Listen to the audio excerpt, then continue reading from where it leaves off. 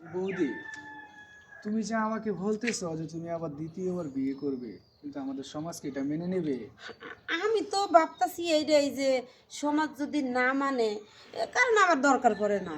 কারণ মনে করো যে ঘরে যদি ভাত না থাকে কেউ কিন্তু দেবে না, দিবে? তা তো অবশ্যই কেউ দেবে না। তো এইটাই এই জন্য আমার কথা হয়েছিল, ভগবানের ইচ্ছা, আমারও মন চাইছে যে আমি আর একটা শাদি করব। এমন চাইছিলাম যে তুমি যদি আমারে ওই জিনিসটা যদি পূরণ করতা তাহলে আমি খুব খুশি হইতাম। বৌদি, আপনি কোনো টেনশন করেন না, যদি আপনি রাজি থাকেন তাহলে ওইটা কেন, আপনি যেটা চাইবেন সেটাই হবে।